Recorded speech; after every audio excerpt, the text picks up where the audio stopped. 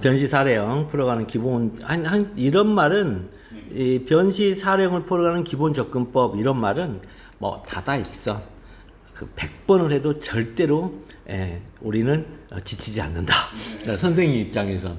그래서 판례가 정답이고 그 다음에 판례 논리도로 풀어가되 의미 있는 견해 예컨대 저기 행계청론이라든가 이런 의미 있는 논의가 있다면은 마지막에 소개하는 것으로 족하다. 그러니까 그 판례 논리에 대적하는 논리 전개를 하면 안 되고 판례에 따라서 판례 논리대로 풀어가되 이 대적하는 논리는 마지막에 소개하는 것으로 족하다. 왜? 그렇게 앞으로 나아갈 수 있는 어떤 가능성이 살아있기 때문에 그 정도는 해주는 게 좋겠다. 판례 정반대의 학설을 취한다면 물론 이제 그 체기표를 혹시라도 이제 대입이긴 하지만 시중에 이제 풀린 체기표도 있긴 하니까 한번 읽어보면은 논리가 맞으면 답이 틀리더라도 점수를 주세요라는 것이 있는데 그 점수를 주기 위하여 맞는 논리 전개라는 건 있을 수가 없다. 그러니까 체계표상으로 그렇게 말은 하고 있는데 점수를 줄만할 정도의 논리 전개를 내가 지금까지 채점하면서 20년 동안 채점하면서 단 한 번도 본 적이 없어. 그러니까 이거는 불가능하다고 해요. 불가능하다. 그래서 부적법 소각과 판결을 면치 못하게 될 것이고 청구 기각 판결을 면치 못하게 될 것이기 때문에 무조건 이 판례에 대적하는 논리 전개를 하면 안 된다는 거. 그 다음에 판례라는 것은 대전제의 어떤 의미에서는 해석론이기 때문에 그 대전제인 법률 규정이다. 둘을 합쳐서 법리를 하니까 이 법리라고 해서 쓰면 되겠다. 특히 민사법에서는 법리 사안의 경우, 법리 사안 이렇게 써도 점수를 충분히 다 준다. 민사법은 왜냐하면 민사법 같은 경우는 우리가 흔히들 이제 임의 규정이라 배우고 나머지는 강행 규정이라 배우는데 이 민사법에서 임의 규정이 무슨 뜻일까요? 임의 규정이 계약에 대해서 배제할 수 있다. 달리 정할 수 있다. 그렇죠. 그러니까 계약 당사자의 자유로운 의사에 의하여 그 규정과 다른 내용을 정할 수 있다잖아요. 네. 그게 판례로 가면 어떻게 변할까요? 판례로 가면 너무 웃기죠? 임의 규정이 절대적 기준으로 튀어 올라와요. 왜 그럴까요? 당연히 견해가 다른 사람들이니까. 즉 갑이라는 사람과 을이라는 사람이 계약서를 썼는데 해석이 달라. 해석이 다르면 뭐가 튀어나오죠? 다시 임의 규정이 튀어나오죠. 계약의 해석으로. 그러니까 여기서 임의 규정은 당사자의 계약으로 배척할 수 있는 규정이다 하는 얘기는 그 당사자의 계약이 명백해야 돼. 명백한 내용을 가질 때. 명백한 내용이고 확정성, 가능성, 적합성, 그 다음에 사회적 타당성을 띠고 있을 때는 임의 규정과 다른 내용을 정할 수가 있죠. 그런데 민사소송으로 오는 건 다 뭐라고요? 명확하지 않은 것 같잖아. 명확하지 않은 것 같으니까 임의 규정을 배척할 수가 없어요. 그래서 임의 규정에서 판례에 의해서 분쟁을 해결하는 거예요. 그래서 그때는 임의 규정이 기준으로 확 튀어 올라오는 거예요. 그래서 제가 이제 공부할 때도 처음에 저도 비법되었으니까 아니 임의 규정이라며. 근데 이 임의 규정으로 매번 사례를 해결하지? 이게 뭐야? 지금 와서 생각해보니 분쟁 상황이잖아. 명백하지 않으니까. 왜? 당사자의 의사가 일치하고 명백해야 배척되는 규정이니까, 임의 규정은. 만약 그게 당사자의 의사가 불명확하고 그 다음에 일치하지 않을 때는 그럴 때는 임의 규정으로 해결해야지. 그래서 임의 규정이 강행 규정인 것처럼 튀어 올라오는 거예요, 이게. 그래서 법리를 많이 외워야 돼. 민사법은 그런 특성이 있어요, 그게. 자, 어쨌든 그러면 우리가 이제 일문을 풀어가는 논리적 사고 순서를 한번 보자고요. 자, 이 일문이 이제 이게 문제의 소재가 뭐냐면, 자, 거부 처분이냐는 거죠, 이게. 즉, 의뢰의 토지 지목 정정 신청 반려 행위는 취소의 대상인가? 이게 묻는 문제예요. 의뢰 토지 지목 정정 신청 반려 행위는 취소의 대상인가 이렇게 물어봤는데 자 일단 신청 서류를 반려한 행위 자 신청 서류 반려 행위예요. 이것도 사실 문서로 하죠. 반려하는 행위도 문서로 하죠. 만약 문서로 안 하면 형식주의 위반. 그걸 세 글자로 부작위. 부작위. 문서로 안 하는 게 부작위. 부작위로 보는. 그러니까 우리 이제 학생 수험생들 되게 답답해하는 제가 이제 답답한 거예요. 부작위 그러면 아무것도 안 한 줄 알아. 그게 아니고 구두로도 말했어. 그것도 부작위. 왜? 우리가 행정법교 가서 맨 앞에서 문서주의라고 배우니까. 공법행위는 문서주의 원칙. 극히 예의적으로 구두도 되고 하긴 하지만 어쨌든 사후적으로 문서도 달라고 해야 되니까. 그럼 문서주의. 따라서 문서가 나오면 처분 문서의 가능성이 있는데 문서가 안 나오면 다 부작위. 그래서 부작위. 그런 것들이 머릿속에 이렇게 이미지가 되어져야 이런 것들이 풀린단 말이죠. 그래서 제출된 신청서를 돌려주는 것이 아니에요, 이게. 우리가 자꾸 반려한다 그러면 돌려준다고 착각한다고요. 돌려준다고 착각해. 그게 아니고 신청서가 첨부된 거부처분 문서로 해요. 신청서가 첨부된 문서로 해요. 신청서가 첨부된 거부 문서로 하는데 이 거부 문서가 처분이냐 이게 중요하다는 거예요. 이게 그럼 그게 거부 처분이 된다는 거예요. 이게 중요한 거예요. 이게 이걸 모르니까 답답해지는 거예요. 옆에서 이렇게 자꾸 이렇게 그러니까 저도 그냥 이렇게 이런 말을 안 하고 그냥 신청서를 반려하는 행위예요. 이렇게 딱 하면 그냥 딱 하면 되는데 계속 얘기해도 지난 10년 동안 못 알아들어 상대방이 분명히 이 얘기인데 그래서 왜 못 알아듣지 해서 이렇게 이제 대면 상담 해보면 문서로 하는 걸 모르는 거예요. 이 친구가. 그러니까 부작위와 문서를 구별을 못하는 거예요. 따라서 자 이게 이제 나타나면 그 행위가 거부 처분인지를 이제 판단해야 돼. 이게 신청서가 첨부된 거부 처분 문서를 하는데 이 제출된 신청서를 돌려주는 것이 아니란 말이에요. 그래서 이런 행위가 이 신청서를 반려하는 행위가 나타나면 무슨 문서로 했다. 문서로 하면 이게 거부 처분이냐 이게. 그러니까 문서로 나왔으니까 이제 거부 처분이냐를 볼 수가 있어요. 작위니까. 문서로 나오는 게 작위예요. 문서로 안 나오면은 부작위고. 그러려면 당연히 판례를 암기하고 있어야 되죠. 이프시드 문장으로 암기하고 있어야 돼요. 교재는 고상하게 거부처분의 성립요건이라는데요. 거부처분의 성립요건이라는 목차가 필요 없어요. 이거 절대 쓰면 안 돼요. 사례형에선. 그런데 단문형에서는 이렇게 써요. 단문형은 이렇게 쓰는데 사례형에서 이렇게 쓰는 거 아니에요. 거부처분 인지 여부에 그냥. 자, 그 다음에 그렇게까지 이제 쓸 건 아니에요. 왜냐하면 판례가 대전제를 구성할 거예요. 판례가 대전제. 거부처분은 판례가 대전제예요. 그러면 문제의 소재를 한번 써보자고요. 묻는 문제가 의뢰, 토지 지목, 정정, 신청, 반려 신청의 대상인가 한데 문제의 소재에서는 뭘 쓴다? 대전제가 드러나야 돼요. 대전제는 199% 법률 규정이고 법률 규정 아는 게 몇 가지가 있는데 그건 배우면 돼 앞으로. 그래서 기록형에서 무조건 법률 규정 타고 들어가야 돼요. 기록형에서 대상적 변호사들끼리 해야 합니다. 이건 대상이 아니지 않아? 그러면 19조와 2조 1항 1호에 의하면 이렇게 하면서 바로 타고 들어가야 돼요. 그 다음 판례를 바로 들어가 버립니다. 판례로. 의하면은 대원피어 행공특보권이 국권 직경이다. 혹은 국권 직관이다. 그런 걸 비춰봤더니 이렇게 보니까 이건 맞다. 뭐 이런 식으로 써주는 거. 자, 그 다음에 보통은 행정소송법 규정이죠. 모두 암기사항이고요. 근데 이 대전제를 찾는 방법이 문제인데 이 찾는 방법을 잘 모르니까 이 찾는 방법이 뭐다 했더니 묻는 문제에 대한 반응이다. 리스판스다. 반응. 근데 묻는 문제를 봤더니 의뢰 토지 지목 정정 신청 반려행위는 취소의 대상. 이거 문서로 나왔다는 거예요. 이게. 그러면 이 물음에 대한 반응이 뭐냐 했더니 대전제는 행정소송법 19조하고 2조 1항 1호조 왜 여기서 취소의 대상이냐고 했으니까.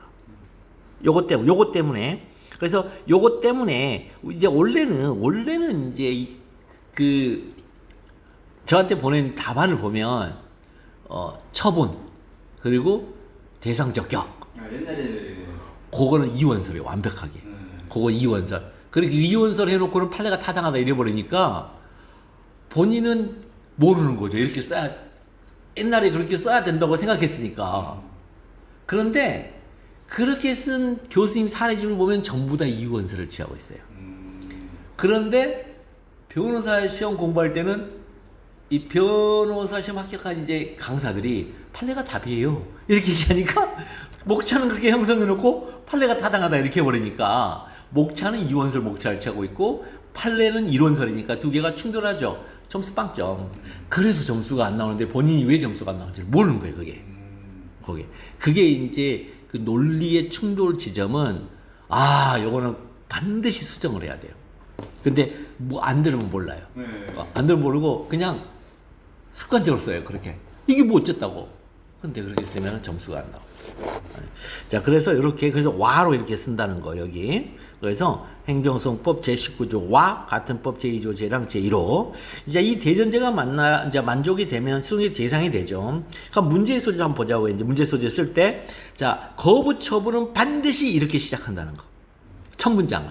그러니까 거부 처분 물어보는 문제가 나왔다 그러면 첫 문장 반드시 이렇게 해야 돼. 첫 문장을. 그래서 행정법 제19조 와 같은 법 제2조 제1항 제1호에 의하여 보통 따라서 해도 돼요.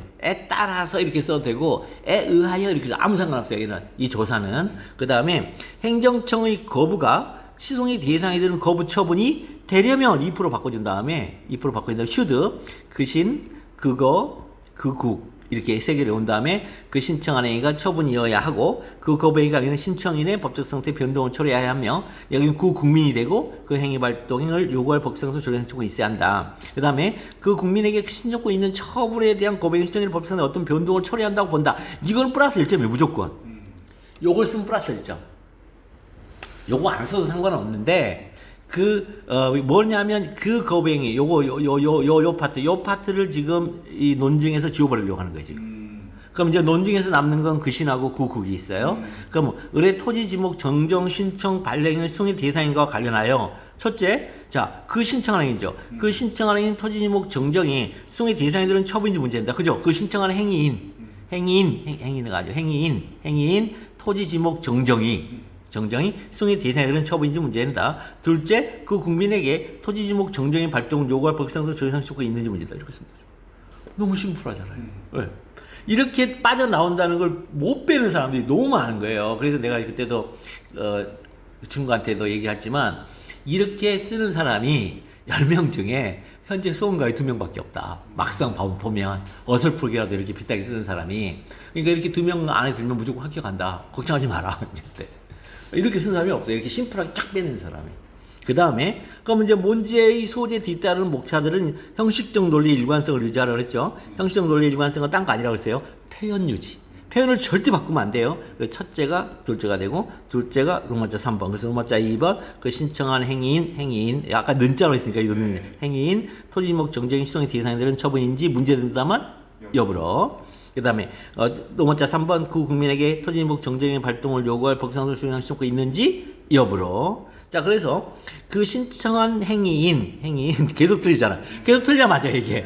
네. 그 신청한 행위인 토지지목 정정이 수용의 대상이 되는 처분인지 여부로 해결하기. 자, 판례가 답이라고 했어요. 그럼 문제 소재에 뒤따라서 전개되는 목차들의 하위 목차들의 기본형은 판사예요. 판사 쓰면 돼요. 그럼 수용의 대상에 관한 판례는 3개가 있어요. 전통적 의미의 분류에 의하여, 자, 자기처분 있죠. 자기처분에는, 자, 행공특보 권익위 국권직관. 그럼 이 자기처분 행공특보 권익위 국권직관의 허특인데, 하명. 그 다음에 확공통수. 그 다음에 국권직관의 이제 그 부치철전이에요. 어차피 똑같은 거니까. 그래서 하허면 특인데 확공통수 부치철전. 여기까지. 그 다음에 그 법적 성질론에서 행정입법이다. 그러면 요거 통과하니 통과돼서 처구권. 그래서 총 10개에다가 3개에서 13개 있죠. 13개. 하허면 특인데 확공통수 14개에다가 요 3개 더하니까 다 합쳐서 17개 있죠. 이 17개가 자기 처분이에요. 이 17개 외에 자기 처분이 없어요. 17개. 그 다음에 거부가 거부 처분 판단하는 그신 그거 구국이죠. 그러면 그신 그거 구국에서 이 신청권이 핵심이잖아요. 그 신청권 있는 게 출원을 전제한 처분이 허특인되죠. 또 여기도 출원을 전제한 처분 허가 특허 인가 대리가 출원을 전제 이게 법규상 청권 있는 거잖아요. 그 다음에 확공통수 거기서 수리를 위한 요것은 다 신고에 대한 신청권 있는 거죠. 그 신청권 그 출원을 전제하는 처분이 바로 이 허특인대와 수리예요. 수리를 요하는 신고라는 거, 법적성질 그거죠. 거기 신청권이 당연히 있죠. 자, 그렇죠. 그 다음에 그때 얘기했던 거 그 조례상 신청권 2개. 그 다음에 법규상 또는 조례상 신청권 또 2개. 그래서 총 6개 암기하고 계시면 돼요. 그 다음에 자 여기까지는 이렇게 있었어요. 현재까지 이렇게 딱 전통적으로 이렇게 이분법적으로 해왔어요. 그러니까 문서가 나오면 행공특보권은 국권직관이냐, 그 다음에 문서가 나왔는데 거부를 내용으로 한 문서다, 신청을 거부하는 걸 내용을 하다 그러면 그신 그거 구구로 했어요. 근데 문제는 이렇게 전통적 분류에 속하지 않아요. 요 2개. 행공특보를 국권직관 안 돼요. 그 다음에 거부처분이 아닌 게 있어요. 자, 이럴 때는 국민의 권리에 직접 영향을 미치는 행위, 국권직영이라 해가지고 영향을 미치는 행위로서 취소의 대상이 될 수 있다는 관행실법대가 있어요. 여기도 마찬가지. 이거를 이제 판례 평서하는 사람들이 요거를 이원설의 입장에 서 있다고 하는데 천만의 말씀. 판례가 국권직영이란 걸 통과하면서 넘어가요, 이게 이렇게 넘어가요, 그러니까 취소의 대상이 되는 처분이 국권직영이라는 점을 염두에 두고 취소의 대상이 되는 구체적인 경우 관행실법태 등이 있는지를 살펴 개별적으로 검토해야 된다. 그래서 종고개판, 종합적으로 해 개별적으로 검토해야 이렇게 나와요. 요게. 예, 그런 이 세 판례를 정확하게 숙지하고 있어야 돼요. 자, 그러면 이 세 판례를 정확하게 숙지한다. 이 말은 무슨 얘기냐면 이런 뜻이에요. 자, 이런 뜻이에요. 잠깐만. 여기 무슨 뜻이냐면, 자, 여기 템플레이트 적어놓고 여기 해보자. 너무 큰데 템플레이트 너무 크다. 여기 보면 무슨 뜻이냐면 이런 뜻이에요. 지금까지 우리는 어떻게 했냐면, 자, 행공특보권의 국권직관,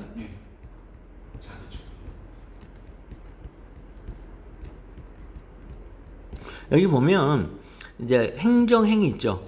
행정행위, 강학상 행정행위, 하우면 특인데 확공통수 부치철전, 그 부치철 부담 취소 철회 전환. 부관인가요? 네. 부관 중의 부담. 네. 그 처분이잖아요. 그러니까 하허면 특인데 확공통수 부치철전. 하허면에 있는 특인데는 뒤통수를 엄청 잘 쳐요. 확공통수를 치면서 깔깔깔 웃으며 부치철전에 막걸리를 먹는다. 이렇게 생각하면 돼요. 부치철전이 그러면 부담 취소 철회 전환. 강학상 전환. 네. 그래서 부치철전. 그러면 그걸 왜 제가 따로 외우게, 제가 만든 거 이게. 네. 하우면 특인데 확공통수는 전통적인 거고. 그거 들어봤습니다. 네. 부치철전은 제가 만든데 이건 뭐냐면 부치철전은 반드시 원처분이 있어야 돼요. 주된 행정이가 먼저 있어야 돼요.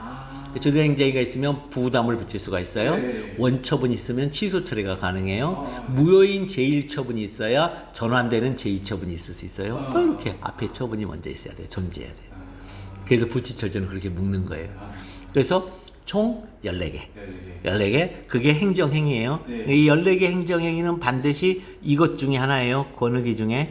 권익위 중에 하나인데, 그 다음에 처구권인데 처분적 법규, 구속적 계획, 권력적 사실행위가 있죠. 여기. 근데 여기 보면 행정상 사실행위는 행정상 사실행위 중에 권력적 사실행위로 가는 것도 있지만 비권사도 있어요. 비권사의 대표적인 게 행정지도예요. 행정지도가 비권사의 가장 대표적인 선수예요. 그 다음에 지도 공고 조언이 이게. 맞습니다. 네. 권고 조언 요구까지 돼요. 요구까지 지도 공고 조언 요구까지. 그다음 요구에 뭐 응해도 되고 안 해도 되고 요건데요. 그 다음에 또 하나가 뭐냐면 그 국민의 신체 재산에 대한 물리적인 강제력의 행사예요. 이게 원래 권사가 네네네. 권리스 사실인가 네. 국민의 신체와 재산에 대한 물리적인 강제력의 행사를 말하는데 이게 아닌 것이 비권사거든요. 아, 가장 대표적인 게 신체 재산에 대한 물리적 강제력의 행사가 아닌 게 뭐냐면 판례에 가면 외우면 돼요. 네. 자 뭐냐면 그 있죠. 메모 후보지 전염병 그 저기 살처분 네. 살처분 그 뭐냐 그 가축의 매몰 후보지 선정 네. 매몰 후보지 선정 그 다음에 공표제도 행정상 공표 또 뭐가 있어 행정상 공표하고 그다음에 또 뭐가 있을까? 살처분 가축 일단 이 두 개만 일단 보자고요. 그러면 살처분 가축 메모리 선정은 왜 비권사일까요? 요거 모르면 못 풀어요. 모르는 사람 되게 많아요. 메모리 후보지를 선정했는데 이게 왜 비권사일까요? 이게 국공유지에만 가능해요. 네. 그래서 사유지가 아니에요. 따라서 국민의 재산에 대한 게 아니에요. 그래서 비권사예요. 이렇게 알고 계셔야 돼요.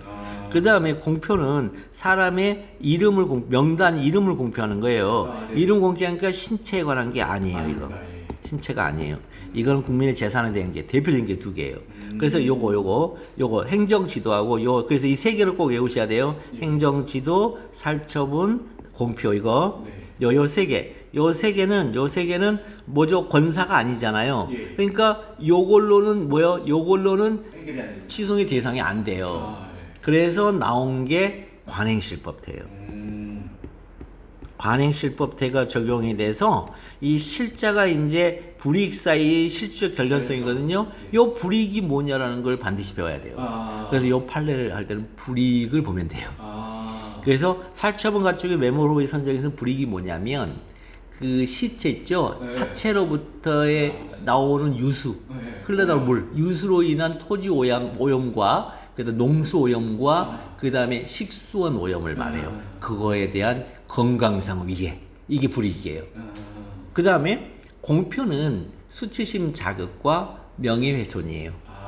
그다음에 행정지도는 그 불이익이 있잖아요. 불이익이 주어지는 규정이 있어야 돼요. 시벌허.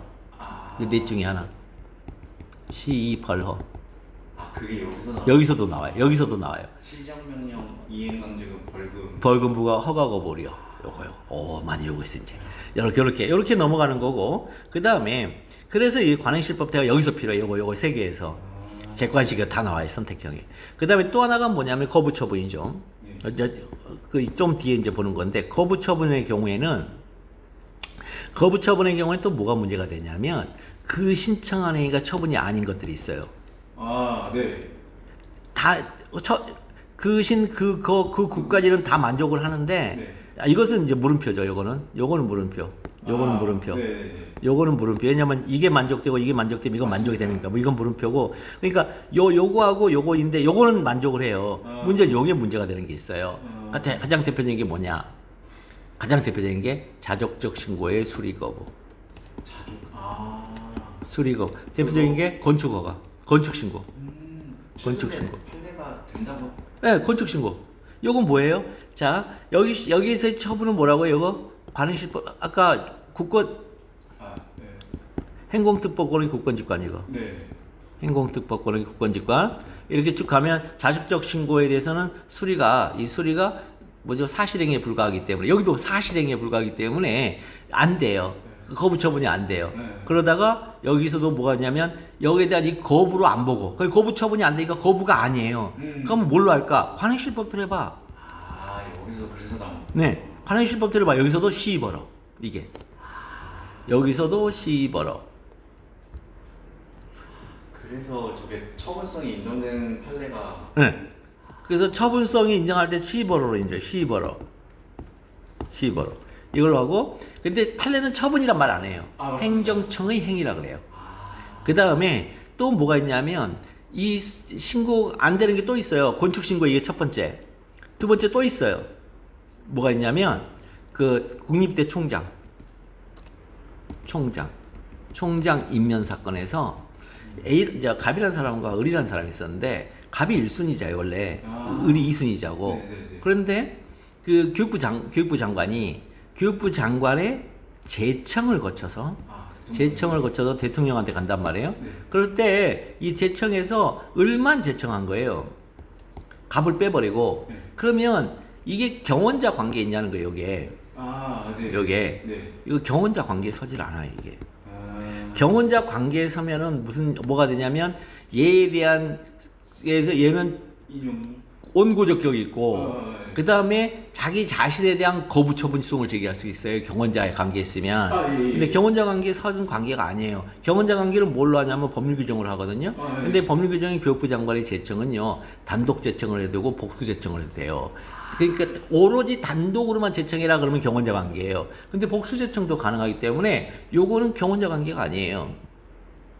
경원자 관계가 아니에요. 그래서 이게 이 제청을 먼저 처분으로 구성을 해서 대통령 총장 임면이라는 이 행위 자체를 미리 저지하고 싶은데 예. 이게 처분이 아니면 저지를 못하는 거예요. 예. 그래서 처분이 했더니 자기를 안 해줬거든요. 그래서 거부 처분이 같은 거부 처분이 안 돼요. 그랬을 때 관행실법도 여기서 동원이 돼요. 지금 느낌이 오세요? 그죠? 네. 행공특보는 국권직권을 갔더니 안 되네? 그럼 관행실법대로 갈 수 있는가 봐봐. 그 구국인데 그 신에서 안 되네? 그러면 관행실법대로 갈 수 있는지 봐봐. 다 이렇게 가는 거예요. 그래서 세 가지 분류를 외워놓으라고. 네. 그래서 관행실법대가 맨 마지막에 최후적으로 튀어나오는 판례인 것이지 이게 일반적 기준으로 나오는 판례가 아니에요.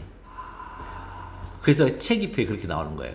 요거의 흐름을 제대로 아는지를 한번 봐보라고. 채점 평이 체기표가 그렇게 나오면은 고득점이 나오는데 그 목차가 어떻게 나와야 된다고요? 시소송의 대상이 되는 처분인지 여부, 시소송의 대상이 되는 행정청의 행위인지 여부 이렇게 꼭 목차가 시소송의 대상이 되는 거부 처분인지 여부, 시소송의 대상이 되는 행정청의 행위인지 여부, 판사 이렇게 있으면 돼요. 진짜 누가 이렇게 가르쳐주냐고. 선생님이 보내주신 거 읽으면서 또 감탄했는데 대박이에요. 그게 이런 흐름에서 써놓으신 거구나. 네. 그래서 한번 볼게요. 자, 새 판례를 정확하게 숙지하고 있어야만 향후 취소의 소송 대리인 되었을 때 높은 평가를 받게 돼요. 이긴단 말이에요, 본인이 여기서 승소할 수가 있어요. 아니면 의뢰인이 왔을 때 이거는 종래 판례하면 취소의 대상이 되질 않습니다. 근데 혹시라도 최근 판례에 관행실법처럼 판례가 있는데 거기 비춰서 한번 판단해 보겠습니다. 그걸 딱 했더니 의뢰인한테 과감하게 얘기할 수 있죠. 이건 가면 우리가 이길 수 있습니다. 보통은 소송 요건을 통과하면 행정소송은 본안에 가잖아요. 소송. 그럼 26조의 직권심리주의가 적용되기 때문에 내가 할 필요도 없어요. 판사님이 알아서 다 해줘요. 이기게 해줘요. 이기게 해줘요, 판사님이. 근데 항상 근데 문제는 소장만큼은 잘 써야 돼요. 소송 대리인 내가, 변호사인 내가. 그래서 이 소장을 통과하면 거의 8부 9분 능선을 넘긴 거예요, 취소송에서. 무조건 이겨요. 너무 그걸 들어가 버리면. 거의 이겨요. 그거 지는 게 오히려 이상한 거예요, 그게. 그러니까 얼토당토 아는 것을 가지고 갔는데 소장이 통과하는 수가 있어요. 그때는 이제 이긴다고 생각했는데 질 수가 있어요. 근데 일반적으로 이겨요. 그러니까 결국은 이 취소의 대상하고 그다음 원고적 격하고 협의 소익 있잖아요. 요 세 개가 관건이에요, 관건. 물론 이제 재소기가 이건 당연한 거고 행정심판 전체 이런 건 당연한 거고 이건 변호사로서 당연히 갖추어야 할 기본 소양 중에 소양이고 대상적 격, 원고적 격, 협의 소익 이 부분에서 얼마만큼 평가와 판단을 정확하게 하느냐에 따라서 승소율이 완전히 천차만별이죠. 그래서 이 대상적 격 할 때 다 관행시법 됐더니 의뢰인한테 그럼 지금까지 나온 판례의 추세로 보면은 물론 이제 가능성은 있으나 제가 보기에는 기간이 오래 걸릴 것 같고 그다음에 이렇게 이건 소탐 대실이다. 이건 이겨봐야 그렇게 분풀이만 하는 거지 경제적으로 오히려 손해다. 그러니 그냥 참으시는 게 좋겠다. 이런 거 하면 얼마나 좋아하겠어요, 상대방. 그런 거 알고 있어야 된단 말이에요, 이게 지금. 이 세 판례 중에서도 그신 그걸 동원해서 한번 판단해 보자고. 거부 처분이니까. 자, 판례. 항고소송의 대상이 될 처분. 여기 이제 항고소송이 아니라 사실은 취소송이죠. 지금 취소송이니까. 항고소송을 써도 취소송을 써도 아무 상관없어요. 행공특법 권익위 국권직관. 여기 국권직관인데 국권직용을 해도 아무 상관없어요. 이거 가지고서 막 어떤 사람이 국권직관에서 국권직영으로 판례가 변화하면서 막 확장 그런 거 아니에요. 지금도 국권직관 판례 또 나와요. 지금도. 네, 그렇더라고요. 네, 2023년에도 나왔어요. 이 판례가. 무슨 그런 거 아니에요. 개소리고. 그게 아니고 국권직관, 국권직영이 거의 5대5로 있잖아요. 거의 병행적으로 쓰여요. 왜냐? 관계가 있는 행위라 관계가 있는 행위. 그러니까 처분이라는 건 관계가 있는 행위인 것이지 민사법상으로 우리가 당사자 간의 계약을 통해서 너 권리자, 나 의무자 이런 게 아니라는 거예요. 관계가 있는 행위지. 자, 소결. 이게 주어진 위의 사례를 보면서 판례의 1대1 대응 관계로 만들어가는 과정이죠. 자, 그 과정에서 다이렉트하게 연결하는 것도 있고 특정 법률 개념을 동원하여 연결한 징검다리가 필요한 경우도 있어요. 요 파트가 이제 기가 막힌 파트죠. 네. 자, 이는 모두 배워야 되죠. 안 배우고 어떻게 알아, 이걸. 이 포스파르면 징검다리를 하나 배워야 돼요. 바로 지목의 성격이에요. 그러니까 이 지목의 성격에 관심이 없었던 과거 판례, 벌써 한 8년 전 판례인데 8년 전 판례까지만 하더라도 지목 정정 신청 반려행위는 처분이 아니었어요. 처분이 아니었어. 처분이 아니었기 때문에 어떻게 했냐면 그 당사자 간에 계약상으로 채무 불이행이 돼버리고 그 다음에 계약 이행 불가능으로 되고 막 이런 불능상태로 빠진단 말이에요. 그래서 그런 상태에 빠지면 서로 간에 이제 혼란이 오잖아요. 자본주의 시장에. 네. 특히 거래 시장, 토지 거래, 건물 거래, 이 매매 시장에 혼란이 오니까 그게 이제 자꾸 반복되고 이러니까 이건 안 되겠다. 그래서 처음으로 전환이 되는 거예요. 이게 바로 뭘 통해서? 지목의 성격을 통해서. 종래 판례는 이 사건에서 지목 정정 행위는 단순한 사실행위로 보았습니다. 자, 그러나 지목이 기재된 토지대장의 역할이 중요하죠. 토지대장의 역할. 자, 이 역할이 왜 중요하냐면 토지 매매에 있어서 소유권을 확정하는 토지 등기부, 이 토지 등기부가 무엇을 기준으로 작성되느냐죠. 토지 등기부는 토지대장을 기준으로 작성되죠. 만약 토지 등기부와 토지대장의 기재사항이 일치하지 않을 때는 어떻게 그 불일치를 해소할까요? 토지 등기부를 토지대장의 기재에 맞춰요. 만약 근데 토지대장이 개판이에요. 이러면은 토지 등기부가 개판이고 토지 등기부가 개판이니까 매매에 변동이 일어나질 않죠. 등기부의 변동으로 항상 매매의 등기가 일어나죠. 소유권의 변동이 일어나니까 소유권 이전 등기 이런 걸로. 네. 근데 이전 등기 해봐야 그 물건이 아닌걸요. 이런 거죠. 그러니 토지대장이 표상하는 사실이 정확해야 하는 것은 당연하죠. 그래서 사실을 바르게 잡는다라는 정정이란 용어를 사용하고 있어요. 그래서 여기서 이 정정이란 용어는 법률 개념상 오기, 오탈, 오탈을 정정한다. 오기, 오산, 오탈을 바로 잡는다 이런 뜻이에요. 그래서 오기, 오산, 오탈을 바로 잡는 건 사실행위예요. 오기, 오산, 오탈을 바로 잡는 건 그냥 사실행위예요. 그런데 그럼에도 불구하고 이렇게 정정으로 그러니까 그 전까지는 오기, 오탈, 오산을 바로 잡는다고 생각했어요. 지목 정정을. 그래서 지목 정정이라고 한 거예요. 그리고 그걸 바로잡는 것은 행정청의 의무라고 봤어요. 아예 의무라고 봤는데 행정청이 그럼에도 불구하고 안 해주면 어떡할 거냐. 그때 사실행위로 본 거죠. 의무라고 봤으면서. 그러니까 그 공무원은 이제 굉장한 징계를 받긴 해요. 엄청나게 이제 그 민원이 폭증하기 때문에 너 때문에 어떻게 됐다 이러면서 오만 이제 폭증하기 때문에. 그런데도 불구하고 법적으로는 구제책이 없었던 거죠. 그러다가 이제 문제는 매번 정정을 째깍째깍 이제 해주면 좋은데 행정청이 그렇게 하지 않는 경우도 있다는 거죠. 그러면 지목 정정에는 단순한 사실을 봤던 때는 불합리한 현상이 나타나요. 어떤 거냐? 여기 아까 불합리한 현상이 불일치 해소할 때 이 등기부를 여기다 맞춰버리니까 지목이 잘못됐을 때는 등기부 자체가 잘못된 등기부가 된다. 그래서 우리가 그거 했었죠. 목적물 특정의 문제 민총에서 목적물 특정의 문제 102동인 줄 알았더니 103이었다. 그럼 이거 어떻게 하냐 했더니 물권 변동 아니란다. 그게 결론이잖아요. 그거 객관식에서 둘이 의사가 다 일치했는데 물권 변동 아니란단 말이에요. 목적물 특정했는데 102동인 줄 알고 했더니 103이라고 돼 있더라. 그게. 그럼 그건 등기부상으로 103이어야 되는 100이잖아. 그러니까 다른 102동을 가지고 와서 목적물을 삼은 것에 불과한 거다. 이런 것들. 그래서 그 얘기가 나와 이게. 그게 토지 대장과 토지 등기부의 불일치를 가지고 낸 거예요, 그게. 자, 그래서 판례는 지목이 하는 역할에 이제 주목하여 그 신청한 행위인 토지 지목 정정 행위를 처분으로 구성이 되는데 그 논리 방식을 기억하고 있어야 풀이가 가능합니다. 더 나아가 건물 등기부상의 기재사항 전체하고 그다음에 건물 대장이 불일치하는 경우에도 동일한 논리로 각종 정정 행위 처분성을 인정하고 있어요. 빈출이에요, 빈출 이거. 문제는 징검다리예요, 징검다리. 자, 징검다리 볼게요. 토지 대장상의 토지 지목은 토지 행정의 기초로서 공법상의 법률 관계에 영향을 미치고 토지 소유권을 제대로 행사하기 위한 전제 요건에서 지목에 따라 토지의 사용 수익 처분에 일정한 제한을 받게 되죠.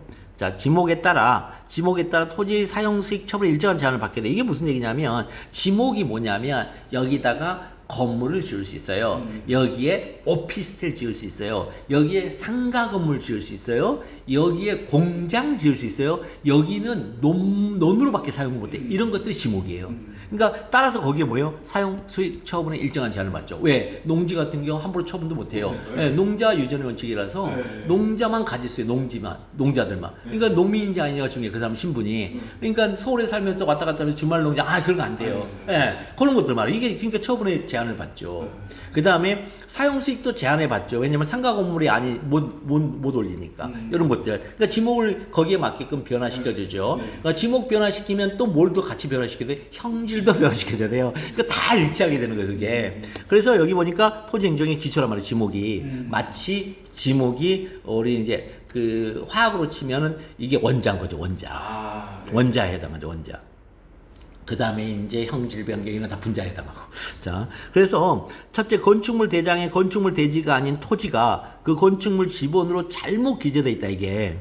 그러니까 건축물 대장의 건축물 대지가 아닌 토지가 건축물 대지가 아닌 토지가 건축물 지번으로 잘못 기재되다. 이거 이제 민청에서 배웠던 그거였죠. 목적물 특징 문제.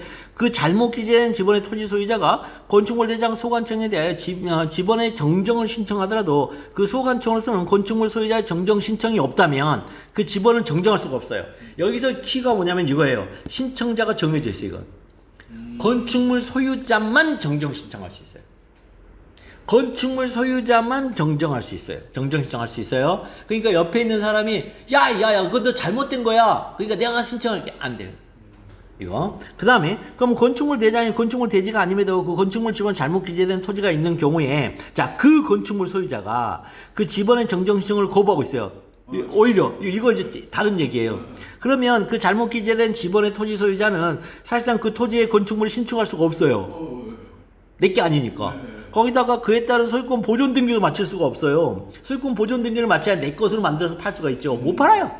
이게 난리 났죠. 이런 불이익을 받고 있다고 볼 수밖에 없다. 이러한 결과는 건축물 대장의 건축물 대지로 잘못 기재된 지번의 토지 소유자가 가지는 토지의 사용 수익이라는 소유권에 대한 건축물 소유자의 방해행위로 평가할 수 있다. 즉 지번의 토지 소유자가 가지는 토지 사용 수익에 누가? 건축물 소유자의 방해행위다 이건. 그러니까 지번하고 건축 그러니까 토지 소유자와 건물 소유자가 지금 불일치하는 경우에요. 이럴 때는 맞춰줘야 돼요, 서로. 맞춰줘야 하는데 이걸 안 맞춰주면 어떡할 거냐는 거죠.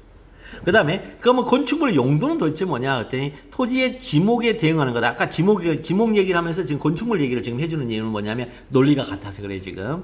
그러면 건물의 이용에 대한 공법상의 규제. 뭐 건물의 이용이면 만약 지목이면 토지로 바꾸면 되죠. 토지 이용에 대한 공법상의 규제. 건축법상의 시정명령, 지방세 등의 과세대상 등 공법상 법률에 영향을 미치고 건물 소유자는 용도를 토대로 건물의 사용 수익 처분에 일정한 영향을 받게 된다. 이러한 점 등을 고려해보면 건축물 대장의 용도는 건축물의 소유권을 바꿔볼게요. 토지 대장의 용도는 토지의 소유권을 제대로 행사하기 위한 전제 요건. 건축물 대장의 용도는 건축물의 소유권을 제대로 행사하기 위한 전제 요건. 똑같은 얘기. 따라서 건축물 소유자의 실권 밀관, 실체적 권리관계에 밀접하게 관련된 실권 밀관. 요 징검다리가 나와야 돼요. 실권 밀관이 국권 직관으로 연결되는 거예요. 요게 요 실권 밀관이 나와야 국권 직관이 연결돼요. 이게 안 나오면 그 전까지 뭐였다? 단순한 행정상 사실행위에 불과했다. 그러나 지번이나 건축물 대장의 건축물 현황은 뭐다? 실권 밀관이기 때문에 국권 직관으로 연결된다 이제. 건축물 대장은 그래서 이제 결론이 이거예요. 건축물 대장은 건축 행정의 기초자로서 공법상의 법률에 영향을 미칠 뿐만 아니라 건축물 대장은 건축물의 소유권을 제대로 행사하기 위한 전제 요건이다. 그럼 소결. 자, 토지 지목으로 다시 넘어가 볼게요. 그러면 토지 지목. 아까 건축물 대장은 건축 행정의 기초라고 했잖아요. 네, 네. 그러니까 토지 지목은 토지 행정의 기초죠. 그래서 공법상의 법률 관계에 영향을 미치고 토지 소유권 아까 건축물 소유권이고 토지 소유권 제대로 행사한 전제 요건 자 의로서 토지 소유자의 실권 밀관 있으므로 토지 지목 정정에는 국권 직관 이어서 취소의 대상이 되는 이다 이므로 이어서이다 이렇게 나오는 거예요. 그래서 이 징검다리가 필요한 거예요. 실권 밀관이라는. 자. 이 실권 밀관이라는 징검다리가 너를 알고 있느냐를 물어보는 문제예요, 말은. 그래서 대장, 건축물 대장, 그 다음에 토지 대장은 거기는 이제 대장에 기재하는 행위는 우리가 이제 공증이라 그래요. 대장에 기재하는 행위를 공증행위라 그래요. 이 공증행위가 과연 공증이냐 이게. 그랬더니 과거에는 공증행위였다. 이제는 실권 밀관, 그 안에 있는 이 항목 하나하나들이 실권 밀관이어서 국권 직경이므로 취소의 대상이다. 그래서 이렇게 인정을 해주는 판례가 됐다. 이런 얘기예요. 그래서 기존에는 이제 권익이었잖아요. 기존에 뭐였냐면 권익이었죠. 권, 기, 국권, 직관 이렇게 했잖아요. 그 다음에 등자가 있었잖아요. 그러면 권, 기, 그러니까 세 개니까 여기 오면 복수형 등이 됐잖아요. 그런데 이게 열거냐는 거예요. 열거. 과거에는 이걸 열거로 봤죠. 그런데 요거 외에도 플러스 알파로 뭐 하나가 나왔다 이제? 실권 밀관. 실권 밀관이 이 등 안에 있다. 그래서 이제는 예시가 됐다 요게. 예시가 돼가지고 이 등자라는 걸 가지고 판례가 이제 그 국민의 권익구제를 살짝 이렇게 찢어서 확장하는데 한계가 있는 거죠. 왜? 이것이 뭐와 같아야 된다? 이것이 자 등자는 뭐라는 거예요? 권익이 있잖아요. 이 권익이와 실권 밀관이 있어요. 성질이 동일해야 된다. 즉 권익이가 다 뭐예요? 실체적 권리관계 밀접한 관련이 있는 거죠. 국권 직관이니까 이거 다 실체적 권리관계 밀접한 관련이 있잖아요. 그러니까 얘네들 그러면 요것들을 합쳐서 뭐라고 해볼까? 실권 밀관이라고 한번 해보자. 그럼 공통된 성질에 그럼 실권 밀관에는 공통된 성질을 뺐더니 그럼 실권 밀관이 뭘까? 그랬더니 아까 공법상의 법률 관계에 영향을 미치고 그 다음에 전제 요건으로서 전제 요건 그냥 토지 소유권 행사하기 위한 전제 요건.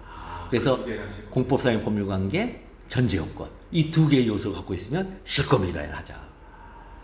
이렇게 한단 말이야. 말로는 수학이. 그 실권 밀관이면 국권 직관이어서 취소 소송의 대상이 되는 처분이다 이렇게 가면 돼요. 그렇죠. 찌릿하지 않나요? 짜릿하죠. 자, 이런 겁니다. 자, 그 다음에 이제 그 권익위만을 이제 국권 직관으로 연결하였으나 이 판례로부터 실권 밀관이라는 요것을 국권 직관으로 연결하는 징검다리를 하나 더 인정했다. 이 등에서.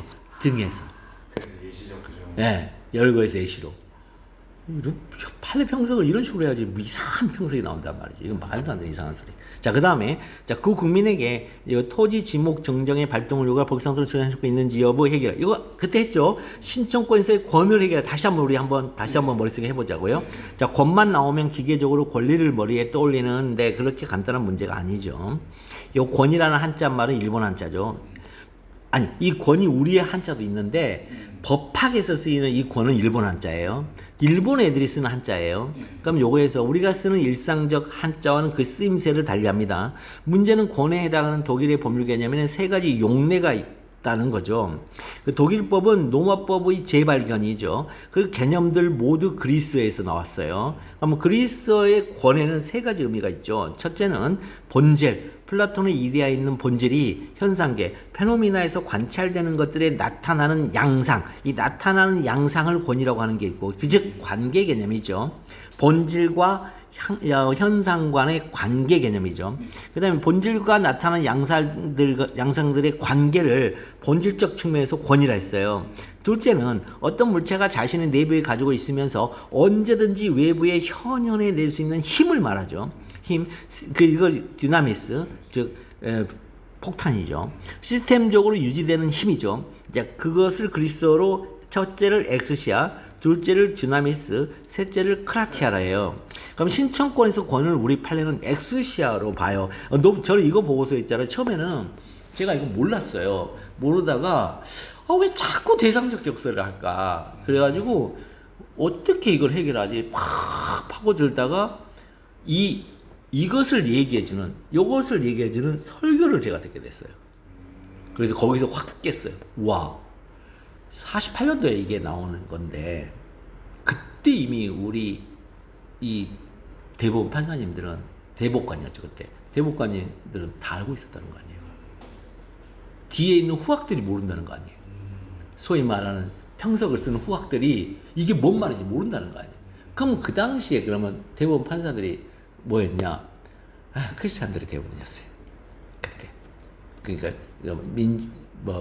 33인의 그 기미 독립선언서 이거 다. 예. 그 다음에 또 유학자들이 기가 막힌 사람들이에요. 이 공개념이라는 게 있는데, 그 다음에 적이라는 개념, 정멸 이런 적이라는 개념, 공이라는 개념, 이거 엄청나거든요. 우리 성리학이 그런 것에서 다 나온 개념이거든요. 이게 관계 개념 이런 거, 이 관계성 다 이거예요. 그러니까 우리는 이 동양적 사고에서는 이 서양 애들이 얘기하는 이 세 개가 있잖아요. 동양에서는 딱히 구별이 안 돼요. 이게 그러니까 우리 혼용이라 해도 우리 안에서는 사고적으로 다 구별이 돼요. 굳이 이렇게 말로 구별할 필요가 없었는데 걔네들은 말이 아니면 구별을 못하는 애들이에요. 그래서 그 비트겐슈타인의 언어 논리 시험지가 그래서 나온 거예요. 말로 구별하지 않으면 구별이 안 되는 애들. 동양은 여마미소, 여마시중 뭐 이런 거. 그다음에 저거 분리문자, 이신점심 이런 거 다 있잖아요.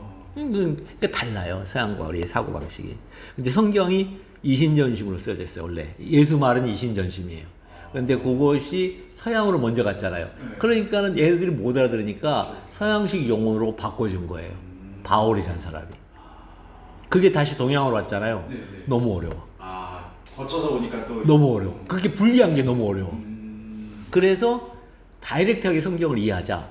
그게 이제 옛날에 함석헌이라는 분하고, 그 다음에 시야 함석헌이라는 분하고, 그 다음에 도올 김용호. 직접 가서, 거기 가서 아람어를 직접 우리가 하자. 그 직접 히브리어 직접 배우고, 직접 아람어 배우잖아요. 그래가지고 한국에 와서 그거 얘기했더니 못 알아듣잖아요. 기존의 목사들이. 왜? 다 어디에? 네덜란드 장로교거든요, 우리나라가. 내가 장로교에서 배운 거, 그 다음에 감리교에서 배운 거, 미국하고 영국 가서 배우고 가서 우리나라한테 와서 근데 그건 서양 애들이 바라본 플라톤 철학적 세계관에서 본 예수예요. 동양의 세계관에서 본 예수가 아니란 말이에요. 예. 그래서 이렇게 서로 이다인의 은혜 얘기하는 거예요. 김용호 미쳤다 이런 얘기하고. 근데 제가 보기엔 김용호이 맞아요. 맞다. 그러니까 좀 이상해요. 하여튼. 자, 근데 학설의 다수설은 디나미스로 본단 말이죠. 견해 대립이 단순한 대립이 아니에요. 그렇죠? 그래서 바라보는 엄청난 시각 차이를 보여줍니다. 그래서 결론적으로 이 권을 엑스시아로 보는 우리 판례는 절대로 행정 개입 청구에는 디나미스 개념의 권을 채택할 수가 없는 거예요. 이게 바라보는 이 시각이 완전히 다르기 때문에. 권세라고도 번역이 되는 엑스시아는 정말로 유명한 성경 구절에 들어있어요. 요한복음 1장 12절 영접하는 자 곧 그 이름을 믿는 자들에게는 하나님의 자녀가 되는 권세를 주셨으니. 자, 여기 보면 그래서 뭐 자녀는 신분과 그 다음에 이건 권세다, 권능이다 그러면서 말도 안 되는 이상한 뭐 5가지 권능, 우리나라 이 기독교 뭐 7가지 권능 뭐 이상한 소리 많이 해요. 뭐 순복음 가면 뭐 몇 가지고 이렇게 하는데 다 개소리. 이거 엑스시아를 몰라서 그래 이게. 그래서 이건 뭐냐면 하나님의 자녀, 즉 이건 천국 이데아 있어요. 그 바울의 말에 하면 창세전에 이미 이제 택정됐대요. 에베소서에 하면 거기에요. 그 이름을 믿는 자들, 즉 베놈이나 현상계에서 나타나는 양상은 그 이름을 믿는 자들 우리 눈에 보이는 거예요 지금. 너 그거 믿어? 너 영접했어? 그럼 영접했어 그러면 영접하는 게 서비스거든요. 이게 영어로 acceptance가 아니에요. 아니 내가 신이에요. 내가 신을 내가 받아들일 수 있게? 아니요. 신을 내가 서비스하는 거죠. 주인으로 오셨으니까. 근데 서비스하는 것을 어떻게 눈에 보여? 보이지 않는 신에게 어떻게 내가 서비스하는 걸 보이냐고요. 그 보이는 게 뭐예요? 믿습니다죠. 말로 믿습니다죠. 믿습니다. 그래서 믿습니다. 그 이름을 믿는 자는 뭐냐면 믿습니다라고 말로 하는 자들은 하나님의 자녀가 되는 권세를 주셨다.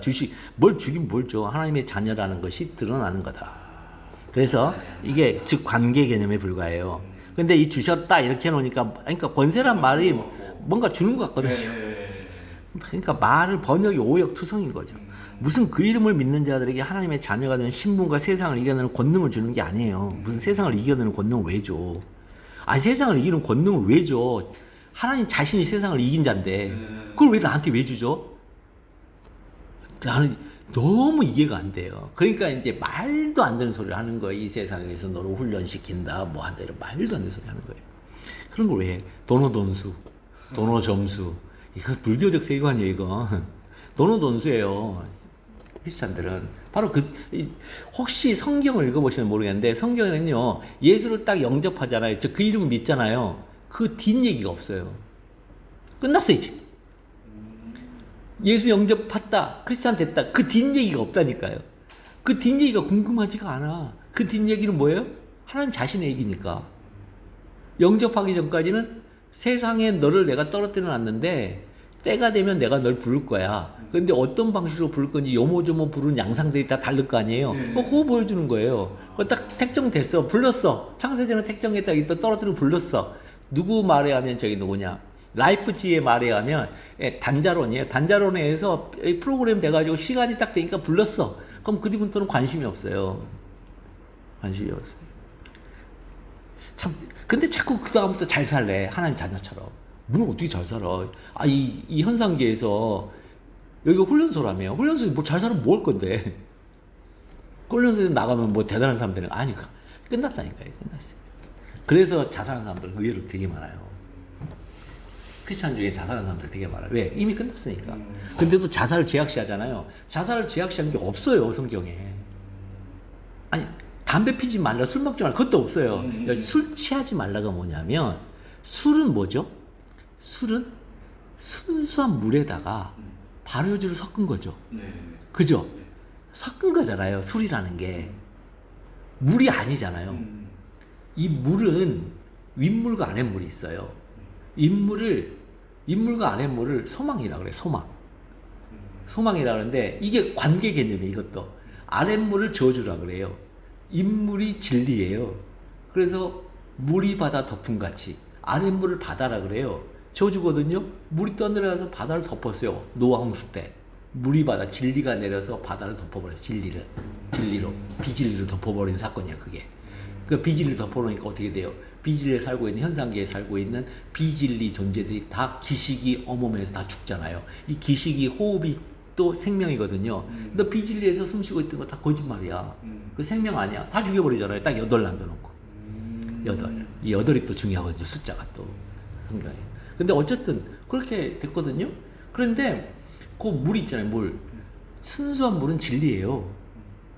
거기다가 뭘 탔어. 세상적인 욕심도 태우고 내 욕망도 태우고 거기다가 진리에다가 거기다가 또 이쁜 여자 데리고 살고 싶다는 성욕도 태워.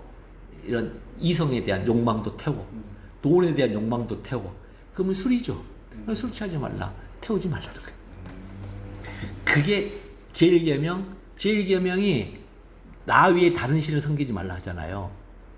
성경의 제1계명, 10계명 중에 제1계명이 나 위에 다른 신을 섬기지 말라 그러거든요.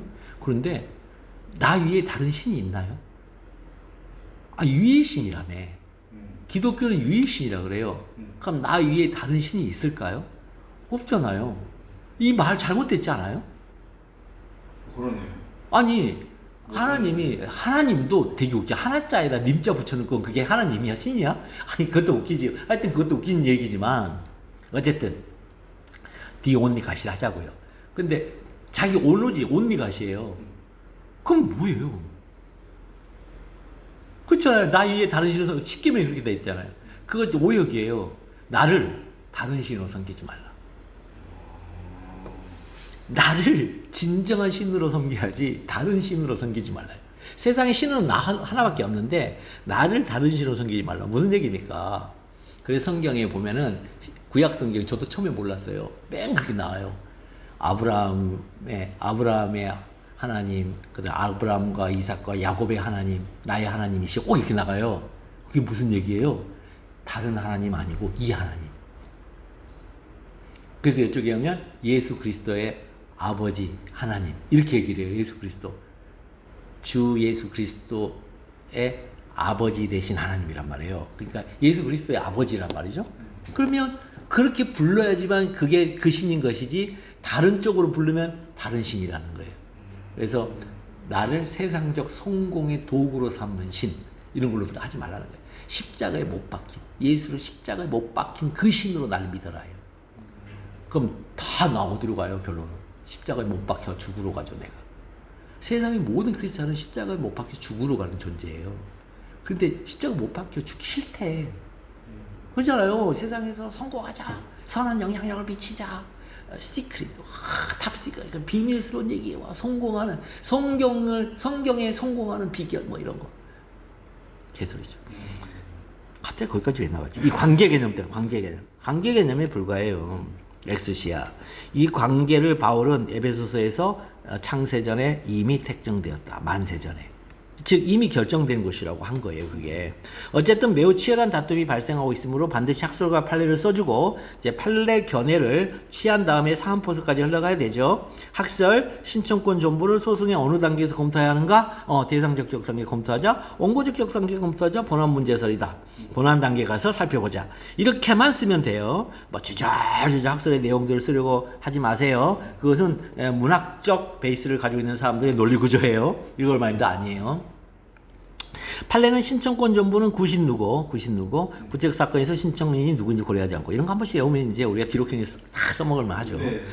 그래서 구책 사건 신청인은 거부처분 시송에서 원고가 되죠. 그러니 구책 사건 신청인이 누구인지 고려하지 않고란 말은 시송에서 원고가 누구인지 고려하지 않고라고 읽어도 되겠죠. 즉 원고적 격서를 정면에서 뚝까 패고 있어요. 판례가. 이런 판례들이 의외로 많이 발견돼요. 그런 경우에는 절대로 판례와 대적하는 논리를 피력해서는 안 됩니다. 절대로 안 돼요. 네버. 자, 검토를 통하여 어떤 견해를 취할지 판단해야 되죠. 답은 이미 정해져 있어요. 답정너죠. 답정너. 즉 판례입니다. 어떻게든 판례가 타당하다는 결론을 맞닿을 수 있도록 논리를 만들어 가야 합니다. 검토, 여기서 뭐다? 의무행소송이 인정돼. 이게 키죠. 왜? 의무행소송이죠. 이행소송이죠. 민사소송의 이행소송은 뭐를 실현한 소송이다? 무슨 권리를 실현한 소송이다? 청구권을 실현한 소송이다. 형성권을 실현한 소송을 형성소송이라 한다. 그 다음에 이제 이행소송과 청구권과 형성권이 없음에도 불구하고 반드시 이건 분쟁을 해소하는데 필요하다 그러면은 즉시 확정의 이익이라 그래서 확인소송으로 가죠. 또 중간항의 소송이 그래서 매우 중요하단 말이죠. 민사소송에서 특혜 중에 특혜죠. 중간항의 소송이. 그래서 이런 이제 음행소송이죠. 그러니까 뭐예요? 이행소송이잖아요. 그러니까 이행소송이니까 당연히 청권이 필요하겠죠. 그 청권이 행정개입 청권이에요. 예. 그래서 이 의무는 행정개입 의무를 말하고. 그래서 이 음행소송이 인정된다는 것은 행정개입 청권을 인정하겠다는 거예요. 그런데 우리 판례가 인정 절대 안 하죠. 행정개입 청권 절대 인정 안 하겠다는 거예요. 행정개입 청권을 인정 안 하니까 여기 와서도 구신누구라고 나온 거예요. 만약 행정개입 청권을 인정했으면 구신누구 안 나오죠. 판례가. 자, 그 다음에 공권력 행사와 그거부로 하고 있어요. 2조 1항 1호가 행정청이 행하는 구책 사실에 관한 법 집행으로서의 공권력 행사와 그 거부 및 그 밖에 예정한 행정적으로 말한다. 아니, 공권력 행사 또는 그 거부. 와가 아니고 또는. 그죠? 그럼 또는이란 말은 등위 접속사죠. 등위 접속사는 또는으로 연결되죠. 또는으로 연결돼 있죠. 등위 접속사. 이 두 개는 공권력 행사와 그 거부는 또는으로 연결돼 있어요. 공권력 행사 또는 그 거부. 그럼 또는 등위 접속사니까 앞에 있는 것과 뒤에 있는 건 둘 다 성질이 같아야 되겠죠. 그럼 그거보다 뭐가 돼야 되죠? 공권력 행사라는 성질을 가져야 되겠죠. 네. 그죠? 그러면 이 공권력 행사 있죠. 자, 봐볼게요. 이제 검토를 이렇게 하는 이유는 음행소송이 유명한 소송이 아닌 것이 가장 근본적 이유죠. 청구권은 이행소송을 실현되는 권리죠. 행정개입 청구권은 신청권으로 보는 원고적 격소나 본안 문제설의 입장에서는 그 청구권을 인정하는 음행소송이 없지만 어떻게든 인정하고자 해죠. 그것이 행정소송의 한계론이 있었던 무명항고소송을 인정해달라는 의도예요. 판례? 일관되게 부정하죠. 그 의도를 이미 알고 있기 때문에. 그래서 이 신청권 논의에서도 당연히 판례는 음행소송과 어떤 식으로든 연결되는 논의들을 미리부터 차단하고 가는 거예요. 그래서 어떻게 해야 돼요? 신청권이 있는 처분에 대해서는 뭐가 된다? 그 거부행위 신청인의 법적 상태 변동을 처리한다 보죠? 그 거부행위가 신청인의 법적 상태 변동을 처리하는 것은 음행 청권이, 이제 행정개입 청권이라고 봐요, 이 사람들이. 자, 음행 소송을 인정하는 철학적 베이스를 깔고 논의되는 것 중에 하나가 바로 국가배상법상의 부작위로 인한 국가배상 청구성에서 사익보호성이 이법성 요소냐 상당인과관계 내용이냐이기도 해요. 잘 써야겠죠 이거요. 내용만 알고 쓴다고 해서 점수를 얻는 것이 아니라고 그렇게 반복적으로 말씀드리는 거예요. 근데 사익보호성은 이법성 요소냐 이 상당인과관계 내용이냐? 당연히 이법성 요소가 아니죠. 일로 가야 되죠. 왜 일로 가야 돼요? 왜 일로 가야 돼요? 왜 일로 가야 되죠? 행정기 청구권이 인정이 안 되니까. 이게 무슨 소송이에요? 이행청 민사소송. 민사소송은 청구권 안에 이거 들어있어요? 안 들어있어요? 안 들었습니다. 아니, 다 당연히, 들어있죠. 네. 당연히 들어있잖아요. 네. 그럼 당연히 들어있는데 뭐하러 이법성 요소로 가요? 상당인과 가죠. 아니 사익보호성이 국가배상법 제2조와 제5조 안에 들어있잖아요 이거. 그러니까 민법 규정이죠. 권리성이 있죠. 근데 그걸 왜 거기 사익보호 이법성 요소를 왜 따져요? 이법성 요소는 어디서만 따진다고요? 행정소송에서만.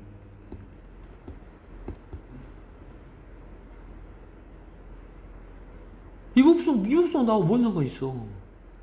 이 법령 위반해서 이미 저거 하고 내려왔는데.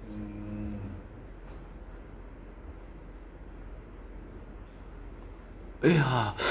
왜가 민사소송? 왜냐하면 공직집고 법타선, 공무원이 직무집행을 함에 있어서 네네. 고의 또는 과실로 법령을 위반하여 타인에게 손해를 가할 때는 주어가 국가 또는 지방자치단체는 그 손해를 배상하여야 한다예요. 네. 그러니까 의무니까 상대방에는 권리가 생겨요. 네. 이게 안에 사익보호성이 있다고요. 그냥 아까. 그 자체로. 네, 그러니까 이게 뭐냐 민법 규정이라.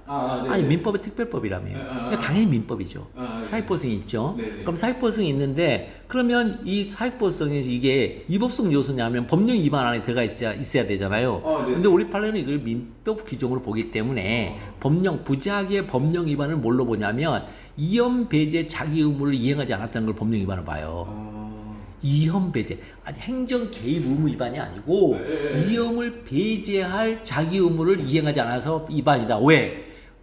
초법규적 국가가 초법규적 1차적으로 국민의 신체 재산을 보호해야 할 의무를 갖고 있다는 거예요. 네네네. 근데 그 위험 배제할 의무를 갖고 있다는 거예요.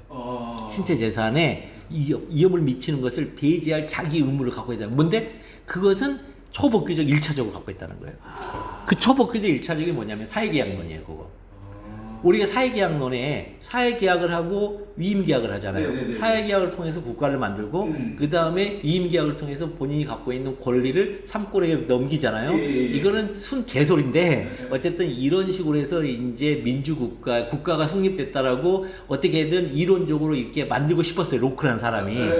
사회계약이 어디 있어요 세상에. 태어났는데 대한민국 국민이지. 내가 언제 내가 계약했어 대한민국하고. 그렇게 이제 근데 일단 사회계약을 해서 만연에 대한 만연의 투쟁 상태를 벗어나자 홉스에 가면 그러니까 사회계약을 하자. 그런데 그건 뭐예요? 만연에 대한 만연의 투쟁이 어디로 가는 거예요? 국가 권력에 대한 순종으로 가는 거예요 이게. 그래서 자유는 어차피 박탈당했는 상태예요. 그래서 이걸 사입이라고 그랬단 말이에요. 버트란트 러셀이 야 이건 사입이론이다 그렇게 얘기한 거예요 그 사람이. 그런데 여전히 대안 제시는 못해요 국가에 대한.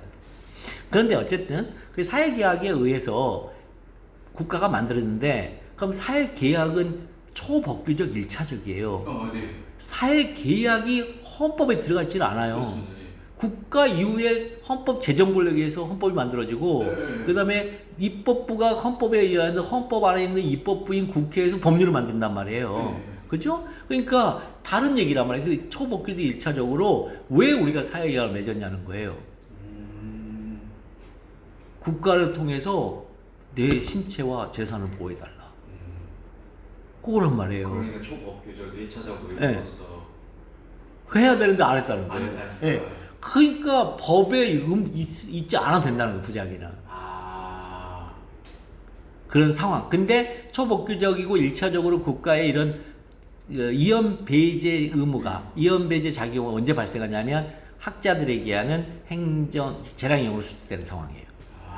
그 상황인데 절대로 판례는 재량용으로 수축된단 말 안 해요. 그걸. 그렇게 가면 행정개입 청구로 가야 되니까. 그런 그런 용어 자체를 쓰는 걸 극도로 조심해요.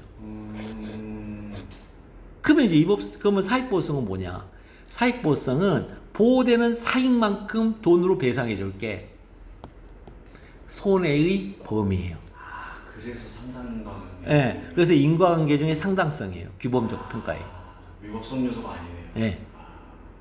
자, 어쨌든 사안의 경우 근데 법률의 명문의 규정을 신청할 수 있다거나 법규의 석상 출원을 전제로 하는 처분은 그 국민에게 법상 신청권이 있죠. 자, 지적법 제3조 제2항의 토지 소유자의 신청이라는 명문의 규정이 있어요. 그래서 그 국민에게 토지 지목 정정의 발동 요구가 법상으로는 조리상 신청권이 있죠. 이거. 이 법상 신청권이 있는 거예요, 지금요. 네. 명문 규정으로. 자, 법률 규정에 A 또는 B가 있으면 A, B, A 더하기 B를 의미해요. 법학에선. 네. 따라서 법규상 또는 조리상 신청권은 법규상 신청권, 조리상 신청권, 법규상 또는 더하기 의미로서의 또는 조리상 신청권 3분할 수가 있죠. 이거 모르면 못 푼다는 거예요. 네. 그래서 각 신청권마다 판례가 인정한 것들을 암기해야 되죠. 법규상 신청권 명문을 신청할 수 있다. 명문 규정이 없더라도 법규상 출원을 전제로 한 처분 허특인데 허가 특허 인가대리 이것밖에 없죠. 그 다음에 조리상 신청권은 법규상 신청권이 없더라도 처분청이 자신의 의사표시로 신청권 있는 처분을 발령하거나 행정실제법상의 제도의 취지 때문에 그 제도를 반영하는 처분이 인정된 신청권 이거 가르쳐드렸죠. 그래서 처분 예고, 출원 권고, 사무처지 기준의 설정 공표 때문에 그 예고된 처분에 조리상 신청권이 인정되는 거 이건 뭐라고 했어요? 이거요? 여기에 바로 이주 대책에서의 그거라고 했어요. 그 다음에 행정실제법상 제도인 초과이익 환수제도의 취지는 모든 비용을 공제한 다음에 남은 초과이익을 환수하는 것이므로 그 비용을 공제하려는 학교용지 부담금 감면 처분의 조리상 신청권이 인정되죠. 법규상 또는 조리상 신청권은 어떤 처분을 보았더니 국민과의 관계에서 법규상 신청권에 미치지 못하는 신청권 비스무리한 것과 더하기 조리상 신청권에 미치지 못하는 신청권 비스무리한 것이 결합되어 하나의 신청권, 즉 법규상 또는 조리상 신청권을 구성한다는 것입니다. 자, 이에는 다음의 것들이 있죠. 개발계획 변경 처분을 신청한 경우 개발계획 지구 내 토지 소유자 이는 국토계획법상 이반 제한 규정, 제한된 이반의 처리 결과 통보 의무 규정이에요. 자, 이반은 뭐죠? 특정한 처분이 아니고 일반, 계획 이반이라는 점에서 특정성이 없어요. 네. 처분에. 네. 그래서 법규상 신청권에 미치지 못하는 신청권 비스무리한 것이고 헌법상의 재산권 보장의 취지인데 헌법상 취지죠. 행정실체법상의 제도 취지가 아닌 헌법상 제도의 취지라는 점에서 조리상 신청권에 미치지 못하는 신청권 비스무리한 것이 결합되어 있어요. 그래서 개발계획 지구내 토지 소유자가 신청한 개발계획 변경 처분에는 법규상 또는 조리상 신청권이 있게 돼요. 이거 합치면 하나의 신청권이 된다는 거예요. 비스무리한 것들만 두 개가 있어요. 두 개 하니까 하나의 정확한 걸로 넘어간다는 거예요. 1 더하기 1이 이제 신청권 하나가 된다는 거예요. 그냥 말로 하는 수학이라니까요. 네. 이런 논리 자체를 모르면 정말 어려워요. 문학적으로 해석을 하게 돼요. 문화재 보호구역 내 토지 소유자도 동일한 논리 구성을 통하여 문화재 보호구역 지정 해제 처분의 법규상 또는 조리상 신청권이 있게 돼요. 폐기물 처리업 적정 통보를 받은 자가 신청한 형질 변경 처분에는 국토계획법상의 위반 제한 경 제한된 위반 처리 결과 통보 의무 규정에 의하여 특정한 처분이 아닌 계획 위반에 있어서 법규상 신청권에 미치지 못하는 신청권 비스무리한 것이 있고요. 그 다음에 형질 변경 처분이 거부가 되면요, 폐기물 처리 허가 신청 자체를 못하게 돼요. 폐기물 처리 허가가 거부되는 결과로 연결되는데 이 거부된 결과 이걸 귀결이라고 그러죠. 일종의 이 귀결된 것은 귀결되고 있는 그 폐기물 처리업 허가 있죠. 네. 이 폐기물 처리업 허가 자체가 법규에서 출원 전제로 한 처분이죠. 네. 귀결되고 있는 게 신청권이 있는 처분인 거예요. 그럴 때는 이건 조리상 신청권에 미치지 못하는 신청권 비스무리한 것으로 구성을 해요. 판례가 요거를. 이거 굉장히 중요해요. 이 판례가 엄청난 시험 문제 많이 나오고 시험 특경에서 그렇게 많이 나오고 이게. 그래서 폐기물 처리 후 적정 통보를 받은 자가 신청한 형질 변경 처분의 법규상 또는 조리상 신청권이 있게 됩니다. 항상 마지막 목차가 있어야 합니다. 설문 해결. 그래서 설문 해결에서 그래 토지 지목 정정 신청 반려 행위는 취소의 대상이다. 보내준 것들은 다 수정 답안했으니까 뭐 딱히 이제 많이 수정이 됐을 거라고 봅니다. 좀 쉬었다 갑시다. 네.